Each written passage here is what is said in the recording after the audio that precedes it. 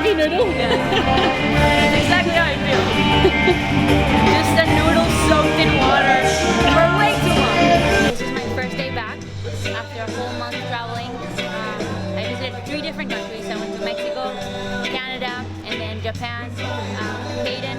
We went all over from the north to the south of Japan, visited a bunch of food gyms, a bunch of different cities, ate a lot, different foods, gross foods, yummy foods. It was my first time trying chicken heart. Chicken heart, we tried chicken heart, pig, large intestine. They were serving chicken trachea, esophagus, and a bunch of weird things that I didn't enjoy that much, but it was really fun. So today is my first day back working out. Do these look as horrible as they feel? I left my days in Japan. They're never coming back. Too much food and sake. I lost all my days. Get out of here. Eating, and then I was like tired of drinking water, so I just Out, angling me, out cooling me, out bicep paining me. Gyms in Japan were for a drop-in fee. It was about $40 one session. There were a million rules every time you went to work out. Some of them were no outdoor shoes, no texting while on the benches, no videos, no pictures, no using multiple machines at a time, ridiculous rules. No tattoos. Actually, if you had a tattoo, if you said you had a tattoo, they had to measure it with a ruler to make sure it wasn't bigger than 15 by 15. They actually take out the ruler and measure it. And if it is bigger than 15 by 15, you're banned from the gym. It's like a no tattoo policy. And I read a little bit about it, and it's actually because apparently there's a lot of bad gangs in Japan, and so they don't want anyone seeing tattoos that represent any of those bands, so that they don't generate any conflicts inside of the gym. I have no idea what they use this. It's full of ants! Oh my, is it? You know, in Survival 101, they teach you never to roll a stone like that. Oh really? Why? Yeah, because there's like snakes and shit.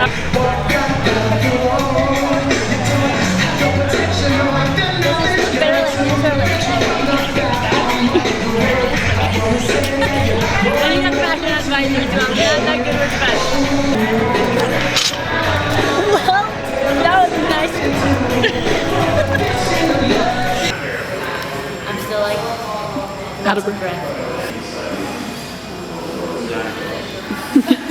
So this is the second week back since we came back from vacation, and we just wanted to talk a little bit about managing expectations coming back from the holidays or vacation or any sort of thing that takes you away from your regular workout routine. So I think what's really important, especially if you're following a linear progression program, is setting sort of a realistic goal for when you want to be back to where you were before you left. Instead of coming in the gym every day and getting super upset because you're lifting less or weights that used to feel easy are feeling really heavy for you, sort of set each week a little plan where you can chip away at building back up to those numbers. So if you want to lift 180 pounds, and that's what you were doing before whatever your layoff, and you're at 140 now, just think about adding 10 pounds every week to whatever lift that is, and coming to the gym with a plan. That's all. That's what I call a barbell slap. Once you come back, it gets really important for you to manage expectations and know what to expect, and don't compare yourself to when you're at peak competition time, or don't start thinking when you first come back, oh, but I used to be able to do this much for this many reps, and now I can't do it for this many reps. Like, that's just not realistic, because it's completely normal to lose some of the strength for that period of time. No, you did too. Can catch a line on camera. I think one of the biggest mistakes that people make when they come back is just trying to test their really low reps, like 1 reps, every time they come in the gym. Try to push that number a little bit higher.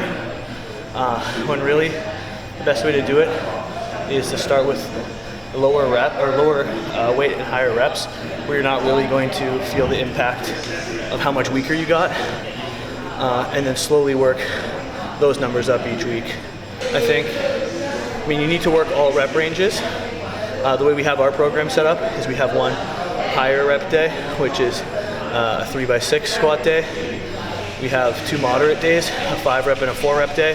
Then we have a 3 rep day, which is a little bit heavy, but not heavy enough at the beginning of the program where you're really gonna feel it. And then we try to work those numbers up every week in the same set and rep schemes. And that's been a really good system for us to start off relatively light, not kill ourselves, and build kind of naturally over time towards a peak. And in fact, it's not really that you lose it, but if you spend time not working out, your central nervous system isn't primed, isn't activated. So it's not that you lost the strength, you're not active, primed, you haven't been working out. So it's completely normal to feel that way. And I think most people, when they come back into their routine, or most people are afraid of coming back into their routine because they don't know how to get back into the swing of things, and they don't know, like they're afraid to take that first step. But I think it's important to just show up, come to the gym, and give it your best, and just don't expect anything for the first 3 weeks. Just work out, have fun, get a feel of it, and trust me that the gains will come back sooner than you think. I didn't see them walk by. They stopped midway. They were like, this is enough. Cracking the Let's whip. go inside. They came in through the other door and I was like, where did you guys come from? Another important factor to take into account when coming back to strength training is that, like, based on studies, they found that the first 2 weeks you really have no decrease in strength in force production. The 3rd week you have a 5% loss, 5 to 10% loss. In the 4th week, you can experience that 10 to 20% loss of force production. Having said that, it really doesn't take that long for that strength to come back. They hypothesize that it takes about 1 to 2 weeks for you to kind of like get back to your baseline strength levels. And in addition to that, you have to remember that strength is a matter of 2 things. 1 is the size of the muscle fibers that you have in your body, and 2 is the frequency and the strength at which your brain is sending signals to your muscle. When we're not training and we're kind of like, we haven't been stimulating our muscle fibers frequently, those signals are going to be impaired. We won't be able to send those signals fast enough and frequent enough, and that's going to result in a loss of coordination. That can also be contributing to the loss of strength, or the feelings that you're experiencing in not being able to lift as much weight as you were before. So just 3 things to keep in mind when you're coming back, that it's not, you didn't lose it forever, it'll come back.